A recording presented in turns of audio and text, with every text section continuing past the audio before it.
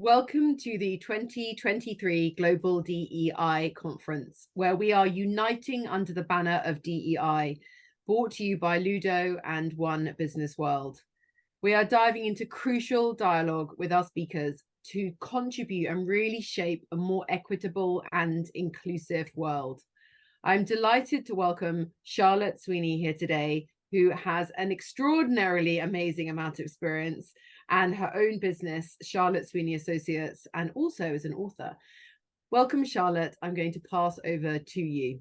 Thank you so much, Elizabeth, and great to be part of this great conference covering so many different elements around diversity, equity, and inclusion. I'm going to share my screen in one moment, but I wanted to position the key elements of the conversation, the input that I want to share with you today. I've worked in this field for well over 25 years now, and one of the great aspects of the work that I do is the opportunity to speak to many leaders around the world as to how they're progressing diversity, equity, and inclusion. Now, it will come as no surprise that many of the conversations focus on what they're proud of and what they're progressing, but also there's a big focus on their frustrations as to why this agenda in their organizations is not moving. And that prompted me to do some really focused work as to what is really happening in organizations and what's really happening for leaders when we're thinking about how we drive sustainable change when it comes to diversity, equity, and inclusion. And it was one of those conversations with a chief executive of a global confectionery organization that prompted the work that I'm going to share with you in a minute. He was talking about the amount of work they'd focused on when it came to DE&I. He was talking about the amount of resource that was available, the level of commitment from himself and the senior leaders. And yet he was frustrated that the amount of change was not directly reflecting the amount of energy they were putting into this agenda. So we started to have a conversation around that, trying to explore what is it that's really going on here and why are they not gaining that traction that they really wanted? And given that he was a chief exec of a global organization, a multi-billion-pound organization, when usually what he says is delivered into action, why wasn't it happening here? Now, that work prompted us to do further exploration. And in a second, I'm going to share with you the outputs of that and some of the areas for us to reflect on when we're thinking about how we drive sustainable change when it comes to diversity, equity, and inclusion. But before I do that, I'm going to share a few reminders as to the whys related to this and what our leaders and our people within our organizations actually see. So as a brief reminder as to the why that we do this, we all know this, don't we? But it's important to keep coming back to why do we do this? And this was one of the reasons why so many leaders and chief executives I've been speaking to are focused on this, because they know, even through the thousands of data points, the thousands of pieces of research, the thousands of inputs that are available around the world as to why diversity, equity, and inclusion is important for sustainable business success. This is the area that many leaders come back to, that when you create a diverse organization that is inclusive and that's focused on team by team, those teams generally have a higher performance than homogenous teams. And this is the work that Adler and Bennett have done for a number of years, showing that impact that, yes, it's important to have a diverse team. It's crucial to be leading those diverse teams inclusively so that we get that great performance from them. Now, I know you all know those different pieces of research and those different data points, but there's also that element of what makes this so difficult. What are the complexities around creating a really inclusive workplace? And these are all the areas that I'm sure we discuss, I'm sure we debate, and the areas that we need to focus on. Because when we're looking at creating that really inclusive workplace, we need to be aware of those different bias that are playing out. Our individual worldviews, our own experiences, and the assumptions that we bring into the workplace. but there's also those collective bias and those collective assumptions we have within our organizations. Of course, many of us are coming into the workplace as well with our own privilege, know where we are advantaged and where we're disadvantaged, know where the power lies. This is an important aspect that we constantly need to consider when creating really inclusive workplaces. And then thinking about the culture of the organization, the learned behavior within companies.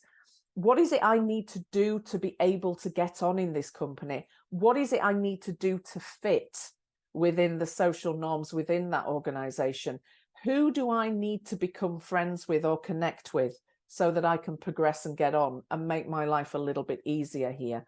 They're all the different elements around culture, those unwritten rules that you do find out about over time. And then the final element for us in our consideration is what's happening outside our companies, the social structures, how society is evolving and shifting. What are the different elements that are impacting this? And we've seen over the last 2 or 3 years some significant impacts. First of all, the murder of George Floyd, but also COVID and how organizations responded to the pandemic. So elements around what's happening outside our organizations is coming in, and those changing constructs and expectations are ever evolving. So the reason I wanted to share those two different elements around those complexities around creating inclusion, but also the reminder of why we do it, is to then bring us back to the conversation I had with this initial chief executive as to why was change not happening. Yes, he understood the complexities, probably didn't put as much focus on all these different aspects and to how they were having an impact within the organization, both from a leader's point of view, but then from all of their colleagues' point of view. But we wanted to dip into this a little bit more, and we wanted to explore what's really going on. So we started with this question. If diversity, equity, and inclusion are so important, why is progress not being made? And this was the crux of that particular chief executive's frustrations, his pain points. He said it was important, he said it was crucial for the success of the business, and yet progress was just not being made. So we explored that question together. The insights were fascinating that we gleaned from him. So I asked if I could interview his direct reports, asking exactly the same question, exploring from their point of view what was happening and what wasn't happening. Again, some really fascinating insights. So I asked if we could interview further leaders, and we carried on with that process to the point of interviewing over 3,000 leaders around the world in different organizations, across different cultures, across different sectors, across different sizes of organizations, to get their perspective of, if this is so important, why is progress not being made? Or why are we not making the progress we really want to make? As a result of those 3,000 conversations, we then created a diagnostic to explore what was really going on for leaders across organizations and also mid-level managers, to see if there were some similarities around what was stopping progress, what was stopping change. So in all, we've got the insights and perspectives of over 30,000 leaders around the world. And it surprised us when we saw so many consistencies around what's stopping progress. So what I'd like to do now is talk you through those barriers. I'm going to share them from an overall perspective, and then I'm going to look at each one in a little bit more detail. And I'm going to share some perspectives around what the data and the insights from our conversations were telling us, and how we can use this to help inform how we create sustainable activity around diversity, equity, and inclusion, and being considerate of the barriers right from the very start. Because when we look at this work, we generally look for best practice. Who's doing great work and what can we learn from it? But actually those elements of failure, those elements of where we're not making progress, also give us some great insights that we can tap into and learn from, and then do something differently from. So here's what we found. When we were talking to leaders around what was really going on, there were 5 consistent themes, and you can see them here. So the first one was fear. This was the fear of saying something incorrect or inaccurate, doing something that may dismiss somebody else or upset somebody, and leaders feeling that it's easier not to say or do anything than actually find yourself in a difficult situation where you've used an inappropriate word or a word that's no longer used, for example. The second element leaders were consistently saying was a challenge for them, and why this agenda wasn't progressing as far as they were concerned, was their level of ignorance. Now, ignorance is such a strong word, isn't it? But we wanted to focus on ignorance rather than lack of knowledge, because ignorance being, for many of us, quite an emotive word, it drives activity and it drives discussion. So this was the level of ignorance around how other people have to navigate this world, the experiences, the worldviews that others have, and therefore how they behave and adapt differently. Many leaders were saying they didn't have that knowledge or insight. The third one is relinquishing responsibility. And what this actually was focused on was leaders saying, yes, this is so important, and yet not acting towards it. They were saying to people, just tell me what to do and I'll do it. So handing their responsibility and their power over to somebody else. Or at times saying, well, we have a diversity, equity and inclusion professional. It's their job and they can update me as and when. The fourth one is what we call systemic inertia. And this is where organizations and leaders were saying, we want to create change, but we're then not prepared to do anything differently. And they were expecting to create change by doing the same action time and time again. Now, we all know that that's not a recipe for success. And I'll take you through that very, very shortly. But the final element that leaders were talking about was time. I haven't got time for this. I've got so many priorities. There just isn't the time to focus on diversity, equity, and inclusion. So these were the 5 consistent themes that leaders were saying as we were doing all of these interviews and these diagnostics around the world. Here's what stops progress.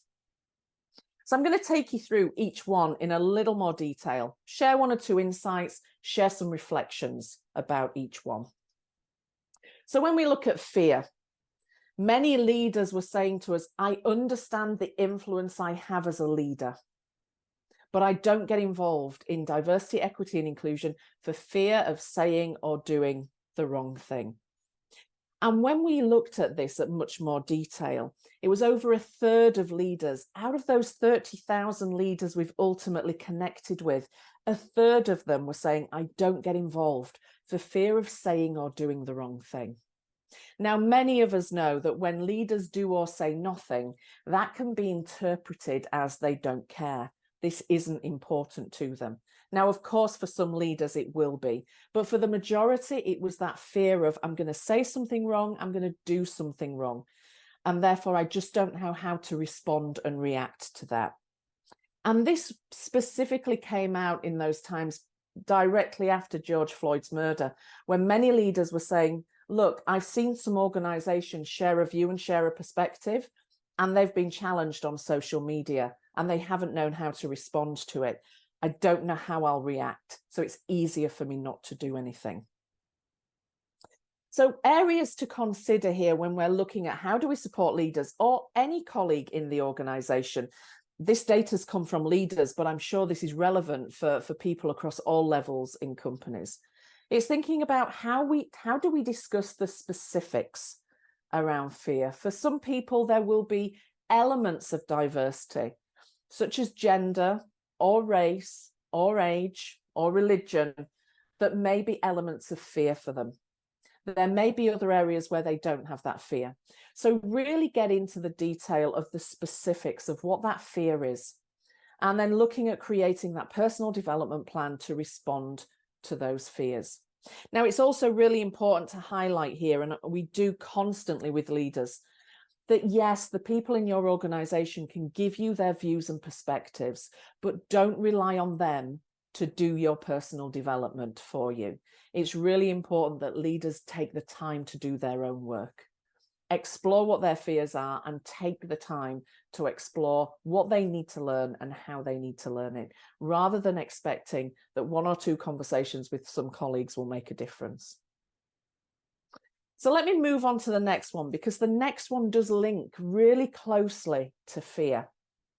And I mentioned ignorance a little bit earlier. And what we found with leaders is the less knowledge they know, the more fearful they are around that particular subject, and they don't want to get involved. And what we found around many leaders when we were talking about ignorance and their lack of knowledge was that they constantly said, I challenge my own assumptions, but I don't actively seek out people who think differently to me. And when we delve into the data we've received from the diagnostics we've completed, around 70% of leaders said they don't consider the diversity within their networks. They don't consider the different views, the different perspectives, and the different insights they are going to get from the people that they regularly go to for advice. So although leaders were consistently saying, I do challenge my own assumptions, that the majority were actually doing that within their own comfort zones. They were creating their own echo chamber to get those views and perspectives, and generally those views and perspectives were very similar to their own. There was also a huge element here of not appreciating the experience that other people go through to navigate this world or their organization, and not also taking the time to reflect on, if an experience is not theirs, it's still very valid and it's still a very true reflection for other people. So how do we tackle this within leaders? It links directly back to the fear element I've purely shared earlier. But there's one key element around this, is to focus on, how do they challenge their own assumptions? How do we support to ensure they're diversifying their network and their go-to people? How do we ensure that leaders are challenging themselves on the level of diversity within the groups they go to for views, perspectives, and insights? And how they're ensuring they are taking themselves out of their comfort zones to really get those different perspectives that they so valuably need for the work they're going to do within their organizations.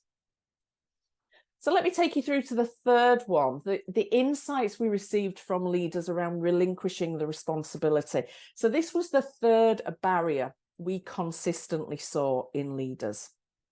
And interestingly, when we looked at the research, leaders were saying, I'm prepared to take a risk and trial something I've not done before to enable diversity, equity, and inclusion in our organization. But at the same time, they were also saying, but I want proof that it's going to work. So in one breath, there was the comment, I'll do something we've never done before in the hope that it'll create change. But then in the next breath, focusing on, but I do want proof that it's going to work. Now we know that the first time we ever deliver anything in an organization, we can't give that proof. We can't give that commitment that it's going to work or what the outputs would be. So this is a real difficult challenge and conundrum around working with leaders on this agenda. Many also talk about, as I mentioned earlier, well, I've got a DE&I person, I've got a chief diversity officer that does this. It's absolutely fine. They're going to update me every year or every 6 months. But this is that element of leaders and others not truly understanding the impact that their behaviors have on a day-to-day basis, and the words that they use, the impact they have on a day-to-day basis. So areas for us to consider and how we break down that barrier is discussing leaders' risk appetites. I worked in one organization who said they wanted to be the best in the world in their industry, which would mean that they would have to do a lot of things differently compared to other organizations. However, they had a very low level of risk tolerance, which meant they wanted to have proof that things would be successful. They wanted to prove that projects would be successful. So those two elements didn't marry up, being the best and yet wanting proof. So it's talk about the risk appetite that enables organizations and leaders to have a really honest conversation around, where are you going to get to when it comes to diversity, equity, and inclusion? And it may be that you create and you trial prototypes and projects and different test beds in different parts of the organization to find out what would and would not work in your company in small bite-sized pieces before then moving on to wider projects and wider delivery. The other element to think about here around ensuring that leaders don't relinquish that responsibility, don't hand it over to somebody else, is getting them to consider the decisions that they make. And for every decision they make, ask the question, how is that decision you've just made either going to help us progress diversity, equity, and inclusion, or how is it going to hinder the progression of diversity, equity, and inclusion in our company? So we've got two final barriers available to us. So let me take you through the final two that leaders were saying, these are the reasons why this doesn't progress. And for me, as we get rid of these barriers, it removes that challenge so that leaders can really push forward and we can really challenge them to push forward. So the fourth area was systemic inertia, where leaders were constantly saying that we want to get the best people in the organization, but yet they weren't prepared to do anything differently. And what I heard many leaders talk about was it has to be the best person for the job. I'm sure all of us have heard that many, many times. But also leaders were saying, I don't believe I work in a meritocracy. Now, when we referenced meritocracy in this work, we were focusing on the best and most appropriate person for the job. And what was interesting for us is over half of leaders, those that make these decisions, those that sign off the process that we have for recruitment and promotion, over half were saying, I don't believe I work in a meritocracy. I don't believe the best people and the most appropriate people get the job or the promotion every single time. Now, this sent alarm bells for me, because if senior leaders don't believe this, then why would anybody else in an organization? And I think this is a critical barrier around how we look at what we do differently. It does link into that relinquishing responsibility around challenging the status quo and doing something differently. So discuss the current barriers and changes required to ensure that the right person gets the job and the most appropriate person gets the job every time. And explore and agree the role that senior leaders have to play on that, because that's a critical step forward to creating a truly equitable and inclusive workplace. Now, the final one I'm going to share with you is the one that leaders usually refer to when I say, what's really stopping you? This is before we get into these really crunchy conversations around this. Generally, leaders will say, time is my biggest challenge. And for me, that's a really easy response, because we can all say, and we all, I'm sure, are time poor. But this means that there's a number of underlying issues. So leaders were generally saying it won't happen without commitment from leadership. We won't create a more diverse and inclusive workplace without us. But also we don't prioritize or commit time to this. And when we looked at our research, over 90% of all leaders out of those 30,000 responses told us that they make time for issues that are important to them and important to the business. But when we asked about the commitment to prioritizing time to diversity, equity, and inclusion, only 20% said, I prioritize that time. So that could lead us to believe that this isn't important if they're saying they prioritize time for what's important for them and the business, but not in prioritizing time for the discussions and the action related to DE&I. This also relates into how we embed it into everything we do day in and day out.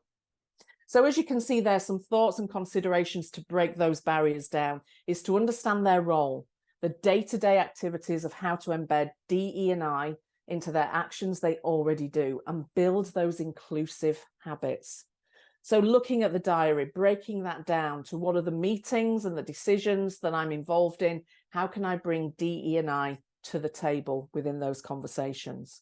When I'm making decisions, how do I bring that DE&I checkpoint into that before we make the final decision? What have we considered? What have we missed before we make that final decision? So as I wrap up my thoughts and reflections around the barriers that we've seen through leaders and the great research that they've contributed to around what are those barriers and then how do we deal with them, I'll finish on this element, this reflection.